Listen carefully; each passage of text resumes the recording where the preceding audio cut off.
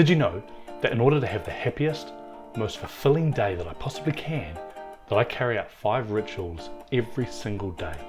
Join me as I take you through them. Hey, kia ora, my name is Jason Naylor. And for those who don't know me, I'm a wedding photographer turned business mentor and coach. I help creatives, specifically photographers, run a more efficient, productive and creative business that results in 6-figure incomes and gives them more time in their life for things that they love. Today I want to explore the concept of rituals and which rituals I use on a daily basis to set me up for the most efficient, productive, creative, fun, fulfilling day I can possibly have. Aristotle famously said, "You are what you repeatedly do." And I think that rituals go a long way to helping me live the life I want to live. Now, Anne Law gives a really interesting dissection on the concept of habits, routines, and rituals. Habits are very low intentionality. They're generally automatic, and they can be really good things like brushing your teeth, or really bad things like smoking a cigarette. You do it without thinking. We need to be careful to manage our habits. Then we have routines. Routines are things that we do consciously. You have to tell yourself to do it, i.e. do my exercise, or take the kids to school, possibly even go to bed, get dinner ready, etc. You need to maintain your routines, but if you do them often enough, they can become a habit. And then there's rituals. Rituals have a higher level of intentionality than both routines and habits. The key thing with rituals is that you bring your entire self. You're fully present and fully conscious. Any routine that you manage can become a ritual, but you have to make it a ritual. Rituals should be meaningful. They should be at the highest level of consciousness. And so on a daily basis, there are 5 rituals that I consistently carry out. They're not habits. I think about them and I'm very conscious with the way that I do them. They're not routines. They're not just things I do because I have to do. I bring my full self to these rituals. I completely and utterly focus and I do them intentionally every day. Every day. A daily ritual is like a vote for yourself. It's like a way of saying, I'm voting for myself, I'm taking care of myself. And so I'm going to take you through my rituals, explain what they are, why I do them, why they're important to me. Because often we just rush mindlessly through life. And having a ritual in place can have a hugely profound impact on the way that we think, the way that we act, and most importantly, the way that we feel. My first ritual is what Teresa Chiang says is, see the finish line. Because thoughts become things. Every day, I intentionally take a few moments to visualize my day, to visualize what I'm going to do, what it's going to look like, and what the end result, the finish line, is going to be. I know that a lot of athletes do this. I know there's tremendous power in visualization. I'll use today as an example. I've got an event tonight. I'm running a photo booth at an event tonight. I have already gone through the process of visualizing how I'm going to pack my booth in my car, the extra bits and pieces I need to go and grab and where they're from, how I'm going to drive to the venue, where I'm going to park, how I'm going to unpack. I visualize what the room's going to look like and where I'm going to set up, how that's all going to go down, how when the curtains open, people are going to stream in and they're going to come to the photo booth. I've literally visualized the conversations I'm going to have with some of the people there tonight. I can see the whole thing playing out from about 3:30 in the afternoon right up till about 11:30, 12 when I pack up and come home. I've visualized all of that. Now, I still need to go and do it. And Jim Carrey says something really funny. He says, you can't just visualize and then go and eat a sandwich. You've got to go and do the thing. It's really important to follow through with action. But by visualizing this and making a ritual of my visualization, I set myself up for the day. Far less anxiety, far more preparation, far more readiness. There's other things happening in my day. I had some emails I needed to write and I visualized myself writing those emails. I literally in my head could see what those emails would look like. I visualized myself doing some exercise. Today I went to the gym. I knew I was going to record this video today. I've already visualized exactly this. In fact, when I visualized it, I was standing just about there in my office watching this happen. If you want to take your visualization one step further, you can try to change. You can try to focus the picture that you see in your head. So one of my favorite techniques for my clients is to take them through a visualization exercise. It's about a 5 or 10 minute exercise. But what I do is I ask them to change what they're looking at, what they're hearing, what they're smelling, what they're feeling. And I ask them to make little tweaks to that to indicate whether the power, whether the visuals, whether what they're seeing, smelling, hearing, tasting, feeling, whether that changes and makes the image stronger for them.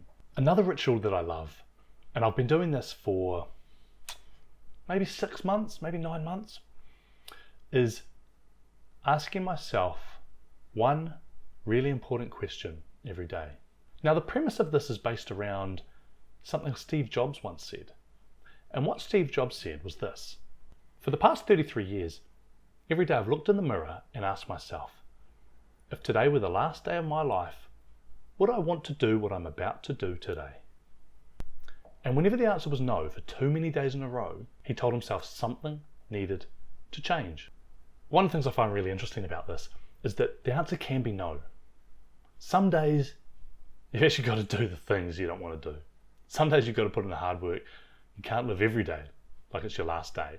And Steve Jobs knew that, and I think that's really interesting. But the answer shouldn't be no too many times in a row. Now, what's interesting is I don't ask myself that question, but I apply that same principle to what I do ask myself. And my ritual is this question. And this question is this: what will I do in the next 10 minutes to make it even easier to continue living my ultimate life? What will I do in the next 10 minutes to make it easier to continue living my ultimate life?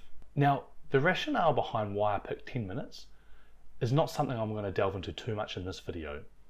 But suffice to say that 10 minutes is about the period of time on which we can focus on one thing. And by ensuring that I focus on the right thing for the next 10 minutes, repeatedly throughout the day, as a little ritual, ensures that I'm always working on the one right thing for the future of my life. So the ritual is ask myself one simple question. I don't necessarily do it daily. I do it all throughout the day, based on this card that's always with me, ensuring that what I'm working on right now and for the next 10 minutes has a profound impact on making sure that every day, all day long, I'm continuing to work on the right things for me and my future. There's another ritual that Teresa Chiang prescribes, and this ritual is fill your own cup. Now, she elaborates a little bit more on what all of this means, but the premise is this: every day you have, let's say, a tea, a coffee, a particular drink. Don't just make it and drink it blindly. Spend some time savoring it. Find a moment of peace when you're making and drinking your cuppa. It draws on the inspiration for years, centuries, thousands of years of the tea drinking ceremonies performed in Asia. And the drink itself doesn't really matter. It's about the ritual. Now for me, I'm a Kiwi living in Wellington. Wellington's one of the coffee capitals of the world. So it'd be a little bit strange if I wasn't a bit of a coffee nerd. My cup of choice every day is my coffee, my flat white. Now, I'm not one of those coffee nerds, one of those coffee snobs who's so unbelievably protective of their coffee that they'll do everything they can to get that right cup, that when they go on holiday, they'll take their own beans and their own grinder and their own plunger and make sure they're making the perfect cuppa. I know you're out there. Hi, Mum.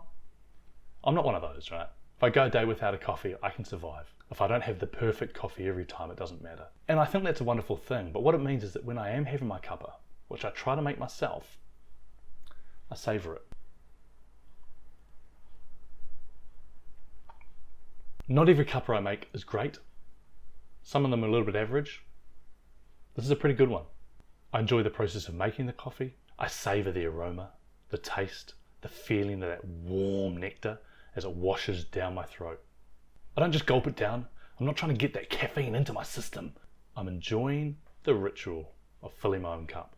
There's two other rituals that I carry out, and I carry these out at the end of the day. And they're related to the way that I calm myself down and get myself ready for bed. I always work into the evening. I always work the night. I put the kids to bed and then I spend 1 to 2 hours working. I've always done it and I'm not going to stop. But I do understand the impact that screens can have on our eyes, our brain. And so that's why I wear these. Every single night when I come down to my office at about 8:30, 9 o'clock, I pop these on and I work. These are Swanwick blue light blocking glasses. Yeah, they make the world really, really orange. I just make sure I'm not doing any color specific work at that time of night. And I know that these things are helping me by restricting the amount of blue light that's entering my eyes and my brain. I don't allow myself to work past 10 p.m. I set a timer, and at 10 p.m, it's over. It's all over, and I'm back upstairs. And I have a ritual that I go through during this ritual. It's like a ritual within a ritual, if you wish. And this is my 5th ritual of the day. When I pop upstairs, I check in with my wife, I have a glass of milk. If I'm still hungry, I have a banana, but I try to avoid it that late at night. Brush my teeth and I go to bed. And when I go to bed, I intend to read. And I'm going to read on my Kindle. And I'm going to spend about 15-20 minutes reading on my Kindle before I turn off the light at 10:30. But there's one ritual I carry out before I start reading. And that's a ritual of gratitude. And the ritual is to say thank you. Deepak Chopra has this wonderful quote, and he says, "Gratitude opens the door to the power, the wisdom, the creativity of the universe. You open the door through gratitude." And I love that. And there's another saying, and it says, "It is not happiness that brings us gratitude. It's gratitude that brings us happiness." And what are we looking for in this life, if not a bit of happiness? Now, it's important to understand that I'm not trying to journal here. I'm not trying to fill pages after pages of things. Right? I like the thought of that, a little bit overwhelming. I'm spending 1 minute maximum, being thankful, being grateful for one thing in my day. Of everything that happened in my day, of all the ups and downs, bits and pieces, things and people that came into and went from my life, what's the one thing I'm grateful for? What's the one little prayer where I want to say thanks?